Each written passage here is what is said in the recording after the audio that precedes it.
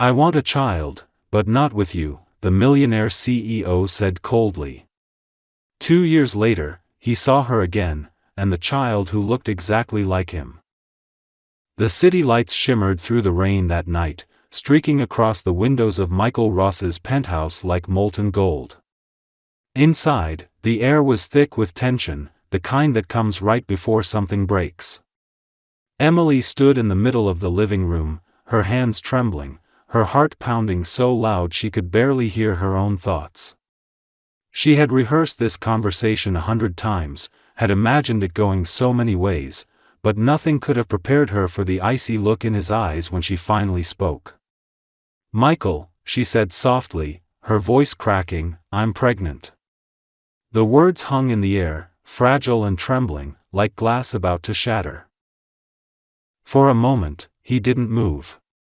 He just stared at her, his expression unreadable. The silence stretched until it became unbearable. Then, slowly, he stood, his tall frame casting a shadow over her. "You're what?" he said, his tone low and controlled, but underneath it, she could hear the danger. "Pregnant. I'm going to have a baby," she whispered again, clutching her hands to keep them from shaking.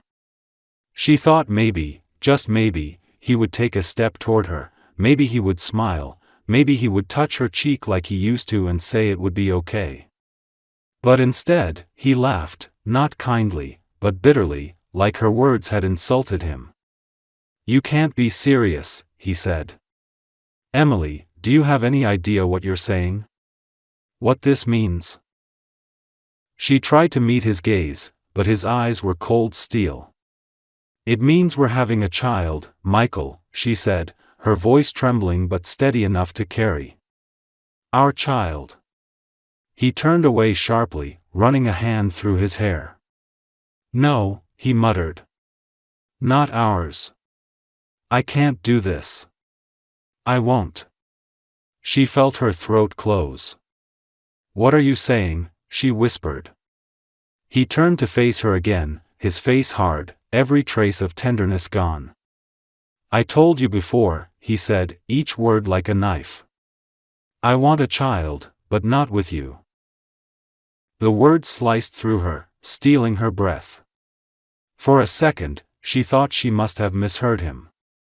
Her lips parted, but no sound came out. He continued, his voice colder now. "You were a distraction, Emily. That's all. I can't have this ruining everything I've built. My life, my company, my future. I won't throw it all away because you made a mistake." "A mistake?" she repeated, the word barely audible. "That's what you think this is?" Her chest felt tight, her world collapsing in slow motion. He looked away, his jaw clenched, unwilling to meet her eyes. "You need to take care of it," he said finally, his voice distant. "You can't keep it. I'll make sure you're compensated, but this," he gestured between them, "this ends now." She stared at him, disbelief turning into horror. "You can't mean that," she said, stepping closer, her voice trembling. "Michael, please, this is our baby." He flinched as if the word burned him. "Don't call it that," he snapped. "I'm not doing this." His anger filled the room like thunder. Emily felt something inside her break. The man she had loved, the man she had believed was capable of kindness, of warmth, was gone. In his place stood someone she didn't recognize, someone who looked at her like she was nothing more than an inconvenience. Tears blurred her vision, but she refused to let them fall. She wouldn't let him see her break. "I thought I knew you," she whispered. "I thought you loved me." He didn't answer. He simply walked to the door, his movements sharp, mechanical, as if he couldn't get away from her fast enough. "Don't do this, Michael," she said, her voice cracking. "Don't make me hate you." He stopped, his hand on the doorknob, but he didn't turn around. "Then hate me," he said quietly. "It'll make it easier for both of us." The door closed behind him, and the sound of it echoed like a gunshot. She stood there for a long time, unable to move, unable to breathe. The apartment felt suddenly enormous, the silence heavy, suffocating. The rain outside grew harder, slamming against the glass like it wanted to come in. She sank to the floor, clutching her stomach, whispering through her tears, "It's okay. I'm here. I won't let you go." It wasn't just a promise to the baby, it was a vow to herself. Hours passed before she finally gathered the strength to stand. She packed her things slowly, methodically, as though if she moved carefully enough, she could hold herself together. The city outside glowed with indifferent lights, the world still turning as hers fell apart. When she finally stepped out into the rain, it was cold, soaking through her coat instantly, but she didn't care. She walked without looking back, each step heavy but steady. The cab driver didn't ask questions when she gave him the address of a cheap motel on the other side of town. She sat in the back seat, staring out at the neon reflections on the wet pavement, her thoughts a blur. By the time she reached the small, dimly lit room, exhaustion had consumed her. She dropped her bag on the floor and lay down on the bed, one hand resting protectively over her stomach. For the first time that night, she allowed herself to cry, quietly, helplessly, until there were no tears left. When sleep finally took her, it was uneasy and shallow, but somewhere in the darkness, there was a tiny flicker of peace. Despite everything, she wasn't alone anymore. Inside her, life was beginning. And that life, fragile and small as it was, gave her something Michael Ross could never take away: hope. The weeks that followed felt like living inside a fog, where every day bled into the next and the nights seemed endless. Emily had never known what true loneliness was until then. The silence of her new apartment was almost unbearable, broken only by the hum of the refrigerator or the steady ticking of an old clock she had bought at a thrift store. She would wake up every morning to pale light seeping through thin curtains and stare at the ceiling, wondering how her life had come to this. Sometimes she imagined she would wake up and realize it had all been a nightmare, that she would hear Michael's voice calling her from the kitchen, his laugh filling the room like it used to. But when she reached out, her hand met only the empty space beside her, and reality pressed down like a weight she couldn't escape.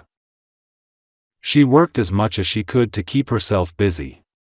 The small clinic she had found in a rundown part of town wasn't glamorous, but it was steady work, and it kept her from falling apart.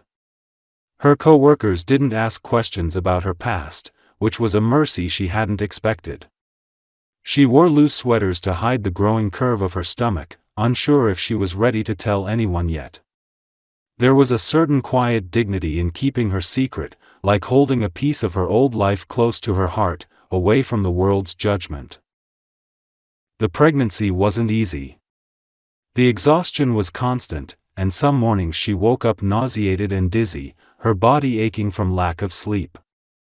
But every time she heard her baby's heartbeat during the checkups, a steady, miraculous rhythm, it reminded her that there was something good still inside her life. It was as if that sound stitched her back together each time she thought she might fall apart. She started talking to the baby sometimes, quietly, almost like prayer. "You're stronger than me," she would whisper with a small, trembling smile. "You'll have to be." The nights were the hardest. That was when memories came back, sharp and merciless. She remembered the way Michael's hands used to fit around hers, the warmth in his voice before it turned cold, the promises that now felt like lies. She wondered if he ever thought about her. Did he regret it? Did he feel anything at all when he walked away?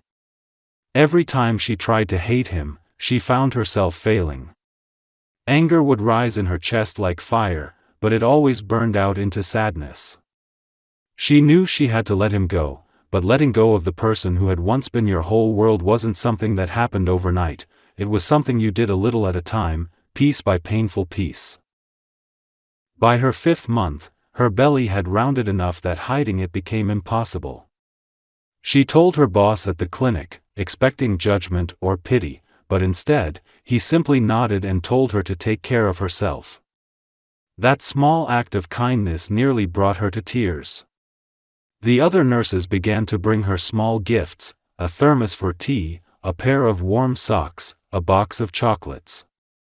She realized then that not all people turned away when life became complicated.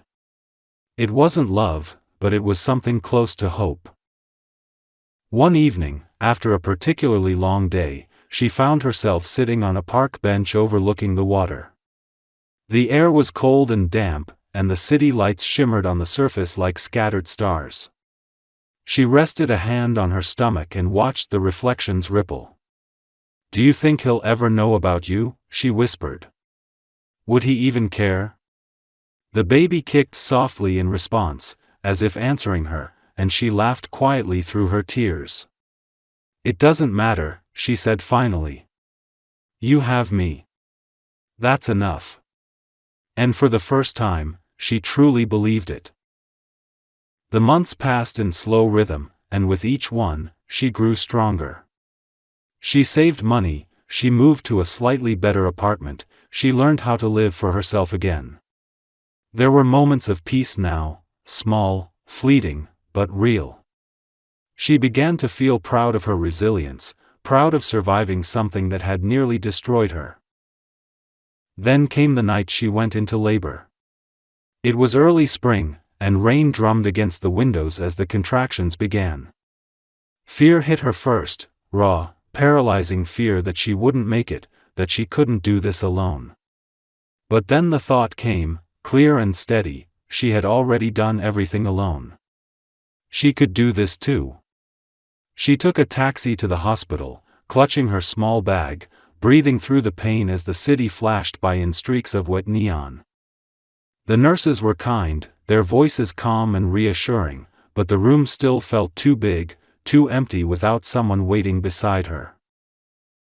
The pain grew unbearable, waves crashing through her body, but somewhere beneath it all, she found strength she didn't know she had. Hours later, when the cries finally filled the room, she broke into quiet sobs of relief. The doctor placed a tiny bundle in her arms, and Emily stared down at her daughter, barely able to breathe. The baby's skin was soft and pink, her tiny fingers curling instinctively around Emily's thumb. But it was the eyes that undid her, gray eyes, deep and searching, so achingly familiar. "Hi," she whispered, brushing a tear from her cheek. "I'm your mom." The baby blinked slowly, her mouth opening in a small yawn, and Emily felt something shift inside her. All the pain, the heartbreak, the loneliness, it was still there, but now it had meaning. It had led her here, to this moment, to this child. She pressed her lips to the baby's forehead and closed her eyes. "You're my whole world now," she murmured. "And I promise, I'll never let anyone hurt you the way he hurt me." When morning came, the storm had passed, and pale sunlight streamed through the window. The world outside looked new, washed clean. Emily sat in bed, the baby asleep against her chest, and smiled for the first time in what felt like forever. It wasn't the bright, careless smile she once had, it was smaller, softer, the kind of smile that came from surviving something that should have broken you. She didn't know what the future held, but as she looked down at her daughter, she realized she didn't need to. For the first time, the unknown didn't scare her. It felt like possibility. The months after Lily's birth passed in a blur of sleepless nights, soft cries, and quiet resilience. Emily quickly learned that motherhood was both the most beautiful and the hardest thing she had ever faced. The apartment was small, the bills were endless, and the loneliness sometimes pressed so heavily on her chest that she thought she might suffocate under it. Yet every time she looked at her daughter, at those gray eyes that watched her with complete trust, something inside her steadied. Lily was tiny, fragile, and perfect. Her little fingers curled around Emily's every chance they got, and in that small touch Emily found strength to keep going, even on the days she felt she couldn't. The first few weeks were chaos. Emily was constantly exhausted. She often woke before dawn, her back aching, her arms trembling from holding Lily for hours. But even through the haze of exhaustion, there was something magical about those quiet mornings when it was just the two of them. The city outside still slept, the streets empty and gray, and she would sit by the window, rocking Lily slowly, whispering stories about a future that didn't yet exist. She told her about the ocean she wanted her to see one day, about the flowers that bloomed in spring, about kindness and courage and love that didn't hurt. "You'll have all of that," she would whisper. "I'll make sure of it." Her days were spent working part-time at the clinic and her nights caring for Lily. She learned how to balance bottles in one hand while typing medical notes with the other. She learned how to smile even when she wanted to cry. The doctors she worked with respected her quiet determination, though none of them knew her story. Sometimes, when one of the older nurses saw the dark circles under her eyes, they would press a hand on her shoulder and say softly, "You're doing fine, sweetheart." Those small moments of compassion kept her going. Money was always tight. She skipped meals more often than she admitted, making sure Lily had everything she needed. The stroller she used was second-hand, the crib was something she'd found online for free, and the baby clothes were donated by a kind patient who had noticed her belly growing. Yet, in that small apartment, surrounded by chipped furniture and hand-me-down blankets, Emily felt something she hadn't felt in a long time: purpose. Every sleepless night, every tear, every ache meant something now. Her life had direction again. Sometimes, though, the past came creeping back. There were nights when she couldn't sleep, when she'd find herself staring at the ceiling, remembering his voice, his cold words. "I want a child, but not with you." They replayed in her mind like a broken record, and she would feel that same sharp pain she'd felt the night he threw her out. But then Lily would stir beside her, her small hand searching for Emily's, and all the bitterness would fade. She realized that out of the cruelest moment of her life had come something so pure that it healed her more than time ever could. When Lily turned 6 months old, Emily took her to the park for the first time. It was early morning, the air still cool, the grass glistening with dew. She spread a small blanket on the ground and laid Lily down, watching as her daughter kicked her legs happily and reached for the sunlight. An older woman sitting on a nearby bench smiled at her. "First one?" she asked kindly. Emily nodded with a shy smile. "You're doing a wonderful job," the woman said simply, before turning back to her book. That sentence, so casually spoken, stayed with Emily for weeks. It was the first time anyone had told her she was enough. As Lily grew, she became more curious, more alive. Her laugh filled the apartment, echoing off the walls like music. She had a habit of tugging at Emily's hair and babbling nonsense words that somehow made perfect sense to both of them. On hard days, Emily would hold her close and breathe in the baby scent of her skin, reminding herself that everything she endured was worth it. There was a quiet joy in the ordinary moments, feeding her, bathing her, watching her fall asleep with one tiny hand curled near her face. 2 years passed almost without her noticing.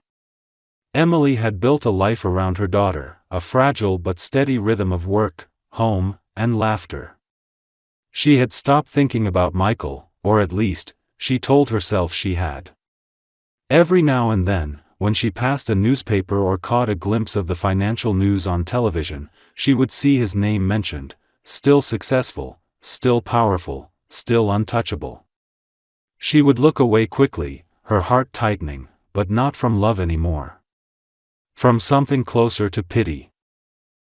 He had everything: money, power, respect, but she had something far more precious.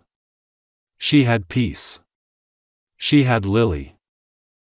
One evening, after a long day at the clinic, she sat with Lily on the couch, reading her a story. Lily's head rested against her chest, her small body warm and heavy with sleep. Emily ran her fingers through her daughter's dark curls and whispered, "You're my miracle, you know that?" Lily didn't answer, she was already half asleep, but she smiled, a soft, drowsy smile that made Emily's chest ache with love. After she put Lily to bed, Emily stood by the window, looking out at the city.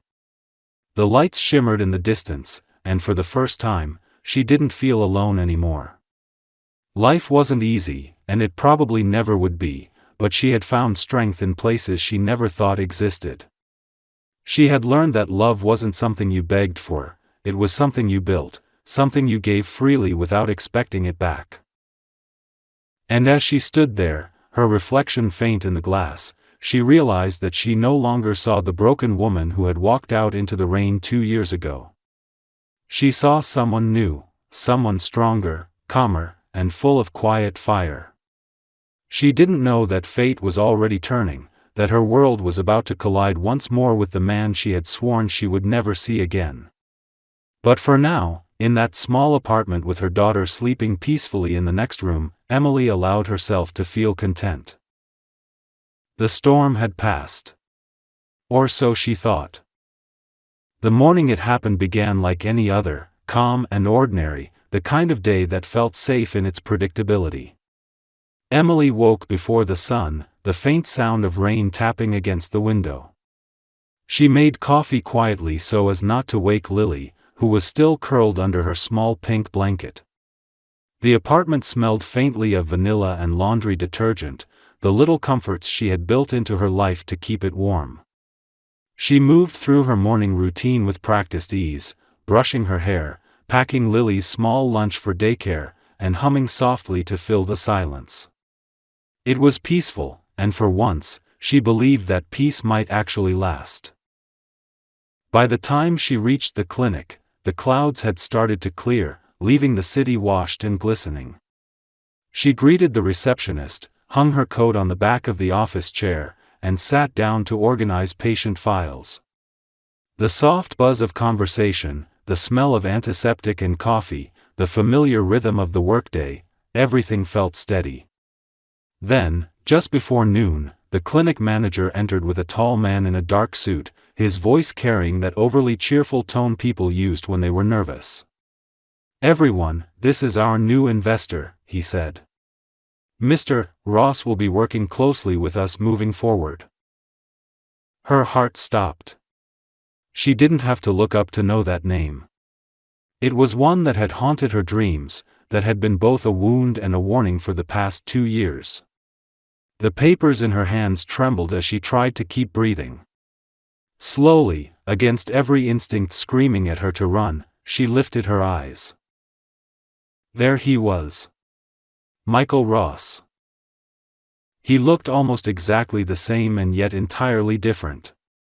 His dark hair was slightly longer, his face sharper, as though the years had carved more gravity into his features. He still wore that effortless confidence like armor, the kind that made people pay attention when he walked into a room. But beneath it, there was something else now, something quieter, wearier, like he had spent years chasing something he couldn't find. Their eyes met, and in that moment, the air seemed to leave the room. Emily's first thought was disbelief. He couldn't possibly recognize her. Not here, not like this. She looked away quickly, her pulse pounding. But when the meeting ended and he turned to leave, his gaze lingered on her for a moment longer than it should have. She could feel it, heavy and searching, as if he was trying to place her. She prayed he wouldn't. That prayer went unanswered. Later that day, she was standing by the coffee machine, pouring herself a cup, when she felt a presence beside her. "Emily," came a voice, low and uncertain. Her hand froze midair. Slowly, she turned her head. He was standing there, close enough that she could smell his cologne, familiar, achingly so. For a long moment, neither of them spoke. "It's been a while," he said finally, his tone softer than she remembered. She stared at him, her expression carefully neutral. Yes, she said quietly. It has. Her voice didn't shake, though her hands wanted to. He looked at her, searching her face for something, perhaps the girl he had once known, the one he had so easily destroyed. But that girl was gone. What stood before him now was someone stronger, steadier, someone who no longer needed him. He seemed to notice it too. His jaw tightened slightly. "You look different," he said, and there was something like regret in his voice. "Life does that," she replied simply, setting her cup down. She was about to walk away when he spoke again, more hesitantly this time. "You still work in healthcare?" "Yes," she said. "And I love it." "That's good," he murmured, almost as if talking to himself. Then, after a pause, he added, "Listen, about." "Don't," she interrupted, her tone firm. He blinked, caught off guard. "Don't say anything you don't mean. You don't owe me explanations, Michael." For a long moment, they stood in silence. She could feel the weight of his gaze, could sense the storm of things he wanted to say but couldn't. Finally, she turned and walked away, leaving him standing there, a man who suddenly looked smaller in his expensive suit than she'd ever seen him before. That evening, after work, she picked up Lily from daycare. The little girl came running toward her, her laughter bright and sweet. Emily crouched down to scoop her into her arms, breathing in the soft scent of her daughter's hair. The world seemed right again in that moment. "Guess what, Mommy?" Lily said, her small voice full of excitement. "We're making animal masks tomorrow." Emily smiled, her heart melting the way it always did when Lily smiled. They walked home together, hand in hand, the city glowing gold in the sunset. But when they turned the corner near the park, Emily's breath caught. Across the street, standing by a sleek black car, was Michael. He wasn't looking at her at first, but when Lily's laughter carried across the street, he turned, and froze. For a moment, time stopped. He stared at them, his eyes wide, his expression unreadable. Lily, oblivious to the tension, waved at him cheerfully, her little hand swinging in the air. He didn't wave back. He was too stunned, his gaze fixed on the child, her dark curls, her small smile, her unmistakable gray eyes. His own eyes. Emily felt the world tilt. Her pulse roared in her ears, her stomach twisting with panic. She gripped Lily's hand tighter, forcing her voice to stay calm. "Come on, sweetheart," she said softly. "Let's go." She didn't look back as she crossed the street and hurried home, but she could feel his eyes on her until she disappeared around the corner. That night, after putting Lily to bed, Emily sat in the dark, staring at the quiet glow of the city through the window. She knew what was coming. He had seen. He knew. She didn't know if he would show up tomorrow, or the day after that, or if he would try to find her again. But she knew one thing for certain, her carefully built world was about to change. She had spent 2 years building walls strong enough to keep him out, and now, with one look, he had found a way back in. She pressed her forehead against the cold glass and whispered to the night, "You're not taking her from me." And even as she said it, her heart trembled with fear. Because deep down, she wasn't entirely sure if she was ready to face the man who had destroyed her, or the part of herself that still remembered what it felt like to love him. The next morning, Emily woke up with a heavy feeling in her chest, the kind that made it difficult to breathe. She had barely slept, her mind kept replaying the moment in the park when Michael saw Lily. His expression, shock, disbelief, recognition, was burned into her memory. She had hoped that their paths would never cross again, that fate had finally given her peace. But fate, it seemed, had other plans. She stood by the window, watching the early light creep into the sky, and tried to convince herself that maybe she was wrong, that maybe he wouldn't pursue it. But deep down, she knew him too well. Michael Ross was not the kind of man to walk away from something that shook him. He would come. It was only a matter of time. When she arrived at the clinic that morning, her stomach twisted at every sound, every footstep that echoed down the hallway. The world around her felt sharper, as if everything had suddenly been thrown into focus. She greeted her coworkers with a strained smile, pretending everything was normal. But she couldn't stop checking the door every few minutes, her nerves fraying with every tick of the clock. At lunchtime, as she was about to leave the staff room, she froze. He was standing in the corridor, waiting. He looked calmer than she expected, but there was a tightness around his mouth that betrayed the storm underneath. "Emily," he said quietly. She didn't answer, only turned to walk away, but he followed. "Please, just a minute," he said.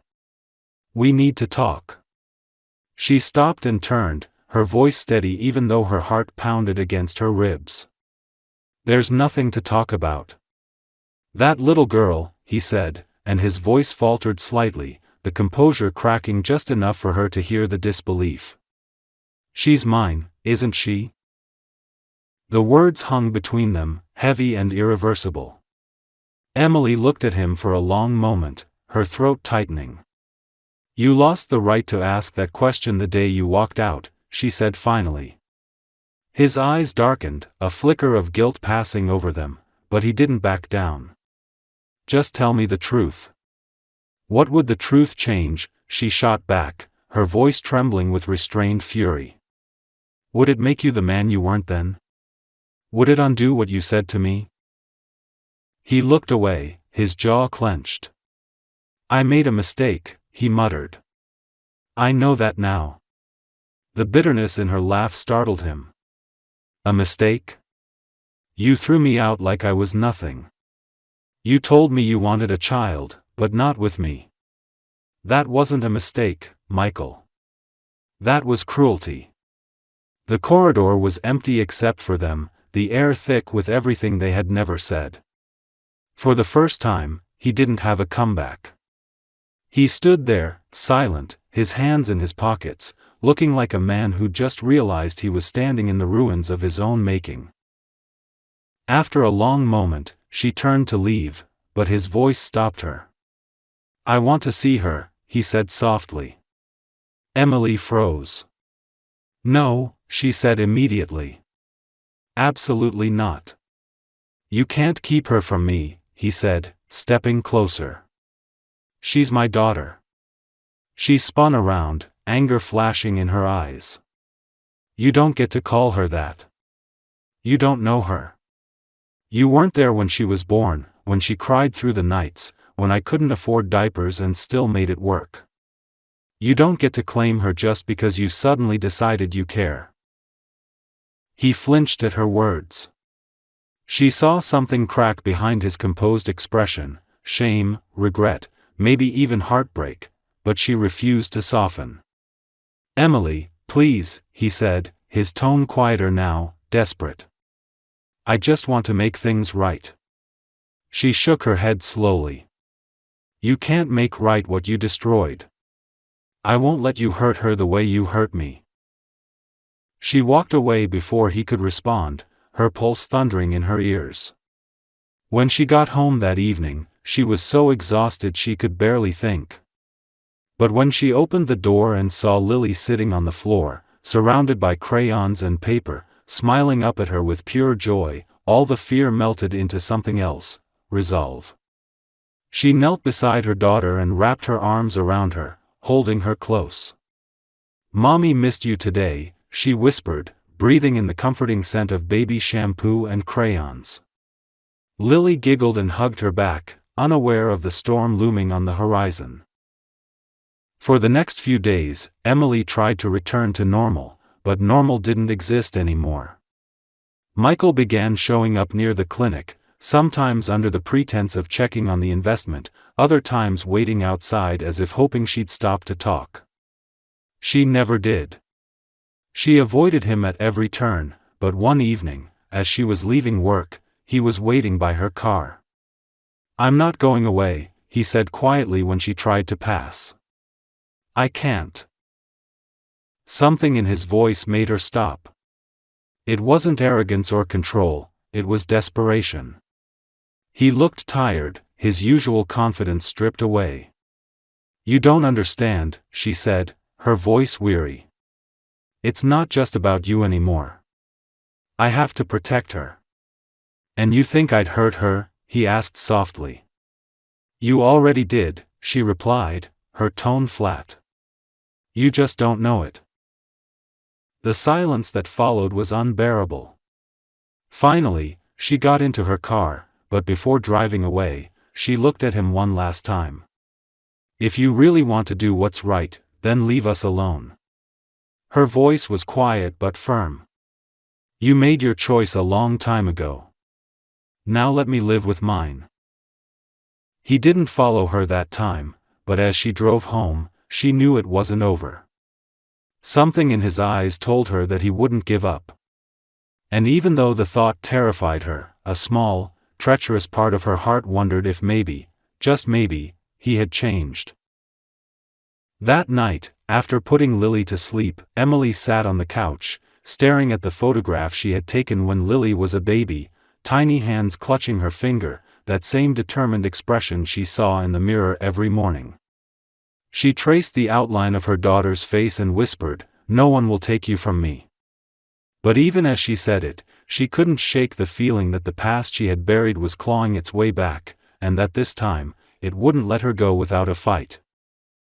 The following week unfolded with the same relentless tension that had taken over Emily's life since Michael's return. Every morning she woke with the same weight pressing against her chest, a mix of anger and fear, a reminder that the quiet world she had built for Lily and herself was cracking. She went through her days on autopilot, trying to keep her composure at work, smiling for her patients, keeping her tone gentle when she spoke to Lily. But inside, she was unraveling. She could feel Michael's presence everywhere, his gaze, his voice, the ghost of everything she had once loved and hated about him. And the worst part was that he wasn't the same man who had thrown her away. That made everything more complicated. He had changed, or at least he seemed to have. His arrogance was muted, replaced by something quieter and more human. He no longer tried to confront her directly at work. Instead, he found small ways to show he was trying, sending donations to the daycare Lily attended, covering the clinic's medical debt for low-income families, never taking credit for any of it. She knew he was doing it for her, for them, but she refused to acknowledge it. Yet every act chipped away at the fortress she had built inside herself. One evening, as she was walking home with Lily, the rain began to fall suddenly, a downpour that drenched them within seconds. Laughing, Lily lifted her small face to the sky, letting the rain soak her hair. Emily pulled off her jacket and tried to cover her daughter's head when she heard a familiar voice behind her. "Get in," Michael said, holding the car door open. She froze, the sound of his voice both comforting and terrifying. He was standing beside a black SUV, rain dripping from his hair and shoulders, but he didn't move closer. He just waited. Emily hesitated for a long moment, torn between pride and practicality. Lily was shivering now, her small body trembling. Finally, she sighed and picked her up. "Just this once," she said quietly, stepping toward the car. Inside, it was warm and smelled faintly of cedar and rain. Michael drove silently, glancing at them occasionally through the mirror. When he handed her a towel from the back seat, their fingers brushed for a fraction of a second, and she felt that electric jolt she had spent years trying to forget. When he stopped in front of her apartment building, Emily opened the door immediately. "Thank you," she said curtly, ready to leave, but his voice stopped her. "Emily, wait." She turned reluctantly. He looked at her, rain still sliding down his face. I know I can't undo what I did, he said quietly. But please believe me when I say I regret it every single day. I was a coward. I thought I was protecting myself, but I destroyed the only thing that ever mattered. She wanted to tell him that it was too late, that apologies didn't change the past, but when she met his eyes, she saw something raw there, something that made her chest ache despite everything. Michael, stop, she said, her voice trembling slightly. You don't get to do this now. You don't get to walk back in and pretend you care. I'm not pretending, he said. I want to be part of her life. You think you can just show up and decide that? She asked, her voice rising. You weren't there when she needed you. You don't even know what she likes to eat, or how she sleeps, or how she says the word butterfly wrong every single time. You don't know her. You don't know us. He looked at her for a long moment, then nodded slowly, accepting her anger. Then let me learn, he said quietly. The simplicity of his words caught her off guard.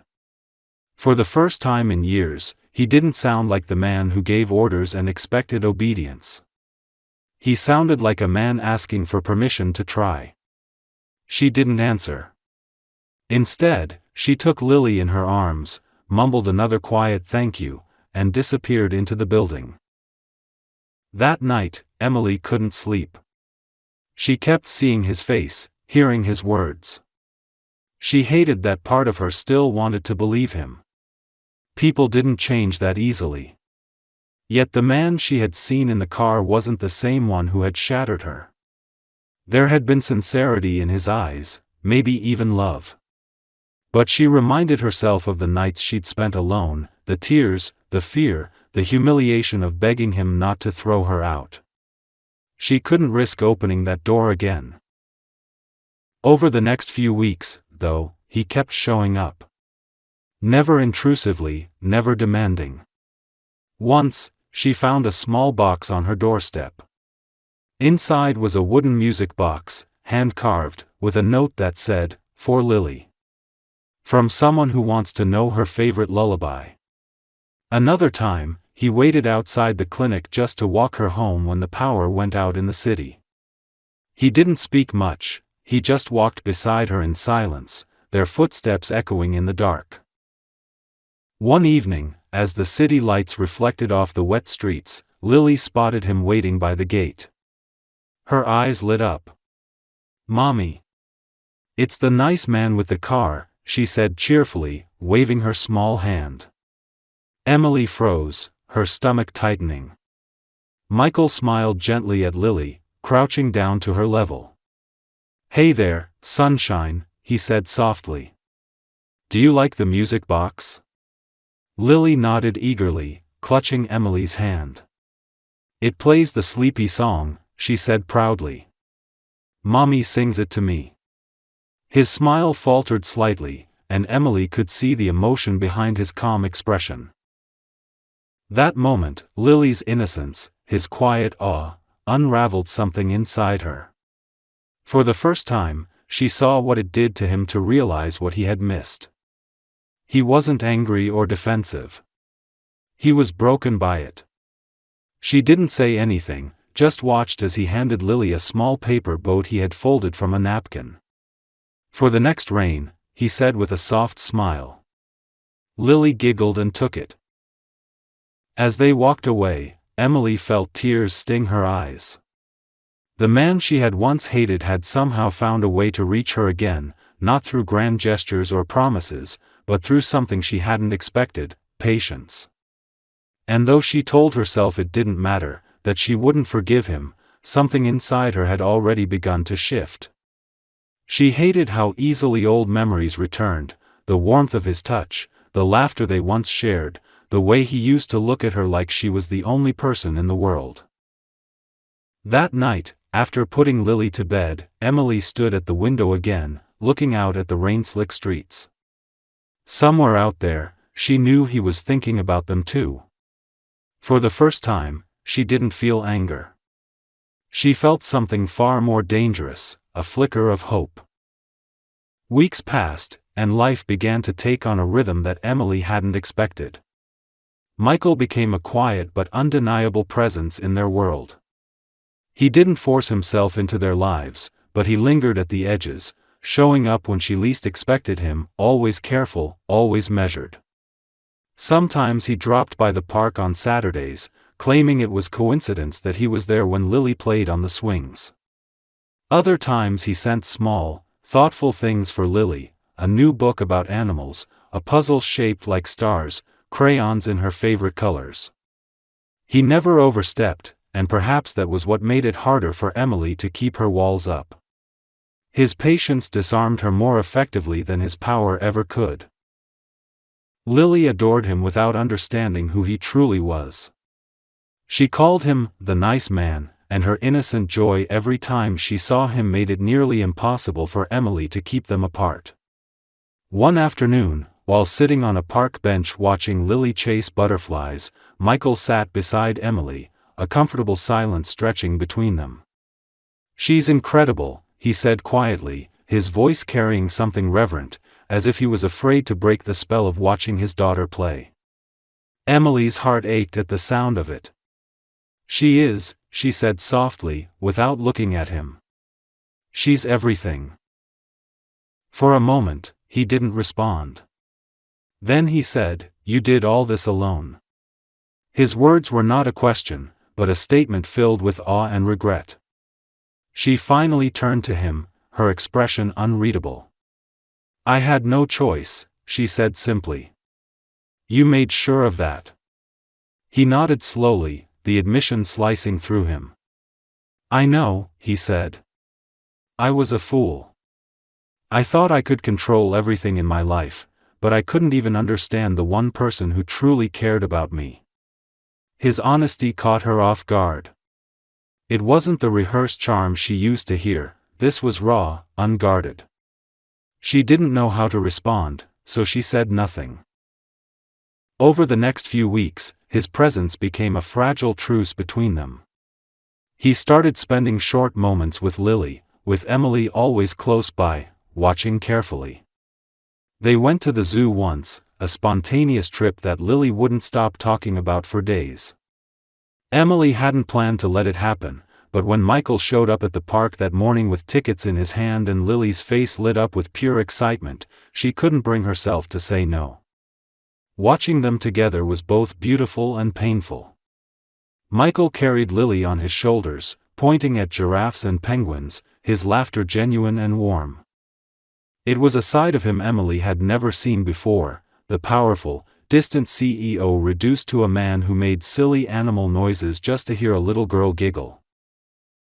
That night, after putting Lily to bed, Emily sat on the balcony with a cup of tea, her thoughts tangled.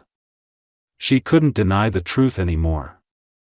He was changing, not in words, but in actions. And that scared her more than his anger ever had. Because if he had truly changed, if the man who once broke her heart was now capable of love, then she would have to face something she had spent years avoiding, the part of her that still loved him. The next morning, she found an envelope slid under her door. It wasn't his usual subtle gesture. Inside was a letter in his handwriting. It wasn't long, but every word felt deliberate. He wrote that he knew he had no right to ask for forgiveness, but he wanted to try to earn it, not for himself, but for Lily. He wrote that seeing her had forced him to face everything he had run from, his fear, his pride, his own loneliness. And then he ended it with a single line that made her chest tighten painfully, "You were right. Love isn't about control. It's about staying even when it terrifies you." She read the letter twice, her eyes blurring by the end. Part of her wanted to tear it up, to bury it, to pretend none of it mattered. But another part, the part that had always believed there was still good in him, wanted to believe that maybe, just maybe, it wasn't too late. Still, she wasn't ready. Forgiveness was a luxury she wasn't sure she could afford. A week later, Lily got sick. It started as a fever that worsened overnight. Emily spent the night sitting beside her bed, pressing a cool cloth to her forehead, whispering lullabies she barely had the energy to sing. By morning, the fever had climbed higher, and panic clawed at her chest. She rushed Lily to the hospital, her mind a blur of fear. Hours later, she sat in the sterile waiting room, her hands trembling as she filled out forms. That was when Michael appeared, breathless, as if he had run the entire way. "Emily," he said, his voice tight with worry. "What happened?" She was too exhausted to argue, too terrified to care how he had found out. "Fever," she said weakly. "They're running tests." His expression softened, and without asking permission, he sat beside her. For the next several hours, he didn't leave. He fetched water, spoke to doctors, held her hand when she couldn't stop shaking. And when Lily finally woke up, drowsy but smiling, he was there too, standing quietly at the edge of the bed, his eyes glistening with relief.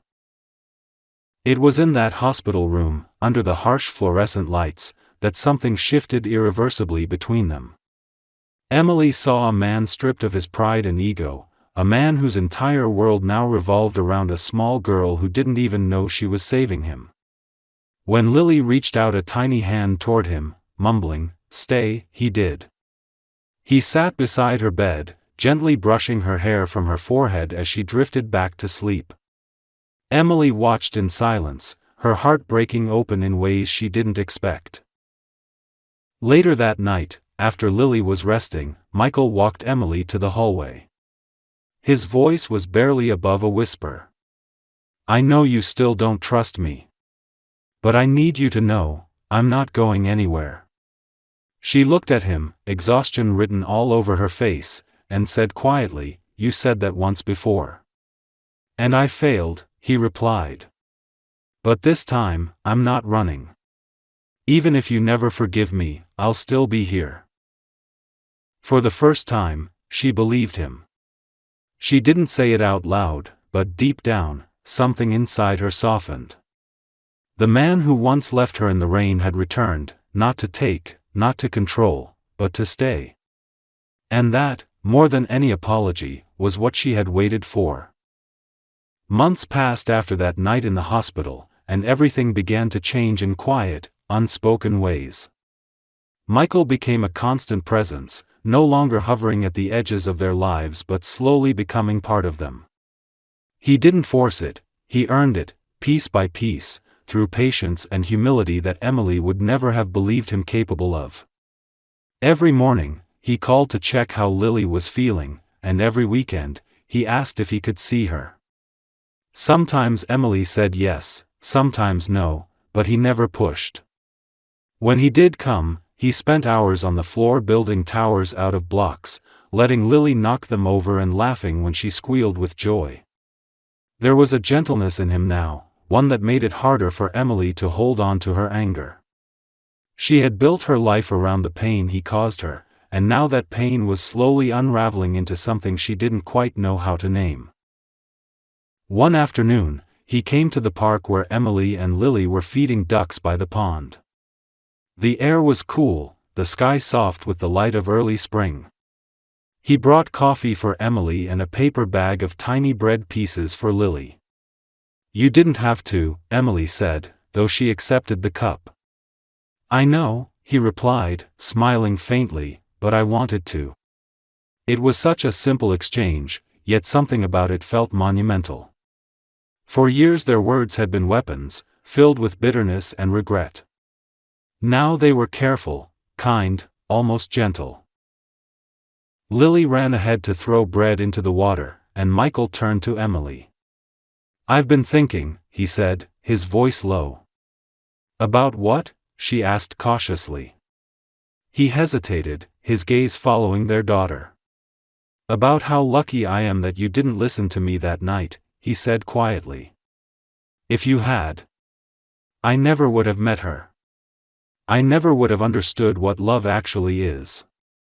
Emily looked at him then, truly looked at him, and saw not the arrogant man who had thrown her out but someone stripped bare by life and guilt and love. You were cruel, she said softly, her words not angry but honest. You broke me. I know, he said, his voice thick. And I'll spend the rest of my life trying to make it right. She didn't answer, but her silence was no longer sharp.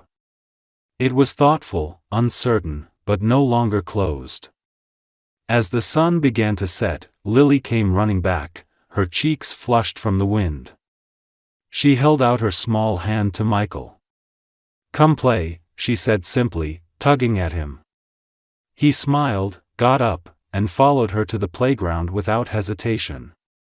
Emily watched them, a strange warmth blooming in her chest. For the first time in years, she didn't see her past when she looked at him. She saw a man trying to build a future. Over the following weeks, the change became undeniable. They began to share dinners, small and simple, take-out meals eaten on the floor of Emily's apartment while Lily showed off her drawings. He was awkward at first, trying too hard, but soon the stiffness faded.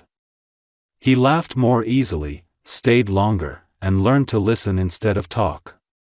Emily found herself looking forward to his visits, even though she told herself she shouldn't. It wasn't forgiveness yet, but it was something close to it. One evening, after Lily had gone to bed, Emily stood on the balcony while Michael lingered inside, cleaning up the dishes. The city glowed around them, windows glittering like stars. When he joined her, they stood in silence for a long time, listening to the hum of the night. I still remember the last thing I said to you before I left, he said quietly. You said you wanted a child, but not with me, she replied without hesitation. He winced. That's the sentence that haunts me every day, he admitted. It's the thing I hear every time I look at her, every time I see you. I can't change what I said, but I wish you knew how much I regret it. Emily turned to him, her eyes soft but tired. Regret doesn't erase pain, she said. No, he agreed, but maybe love can heal it. For a long moment, neither of them spoke. The air between them felt fragile, like glass that could shatter with the wrong word. Then, quietly, she said, You hurt me so deeply that I stopped believing in love. But you're the reason I learned what real love is, because when you left, I had to give all of it to her. He looked at her, his expression filled with sorrow and admiration. Then maybe, he said softly, you can teach me how to love like that. Something inside her broke then, not in pain, but in release. Years of bitterness melted away, leaving only exhaustion and a strange, aching peace. She didn't say yes, didn't forgive him, not yet, but she didn't push him away either. They stood there in the quiet, their shoulders brushing lightly, both of them staring out at the city that had once swallowed their story and was now silently witnessing its rebirth. Weeks turned into months, and what began as fragile coexistence grew into something steady, something whole. Michael became part of their everyday life, not as the man who had abandoned them, but as a father who was learning, slowly, how to love without conditions. He picked Lily up from daycare, learned how to braid her hair badly, and stayed up late helping her build castles out of blocks that never stood straight but always made her laugh. Emily watched them from across the room sometimes, her heart full and terrified all at once. One evening, as they walked home together, Lily holding both their hands, she looked up and said innocently, Mommy, do you love the nice man? The question hit Emily like a rush of wind, stopping her in her tracks. Michael froze too, his gaze fixed on her. For a moment, she didn't know how to answer.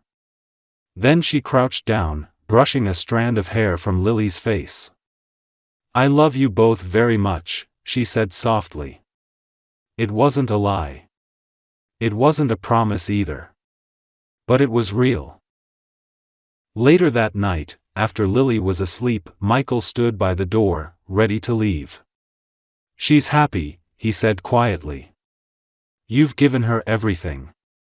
Emily smiled faintly. We've given her everything, she corrected. His eyes flickered with emotion. "Do you think there's a chance," he asked slowly, "for us to start over, not from where we were, but from who we are now?" She looked at him for a long moment, her heart heavy with everything they had endured. Then she nodded, just once. "Maybe," she said, her voice trembling. "But don't rush it. Let it grow." He smiled then, a small, genuine smile that reached his eyes, and for the first time in years, Emily didn't feel afraid of it. As he left, she stood at the window, watching him walk down the quiet street until he disappeared into the night. Behind her, Lily stirred in her sleep, murmuring something soft. Emily turned and looked at her daughter, her miracle, her proof that love could survive even the worst of endings. In that moment, she understood something she hadn't before: sometimes the people who break us aren't meant to be erased. Sometimes they're meant to return, changed, to show us that healing doesn't come from forgetting the pain, but from facing it and choosing love anyway.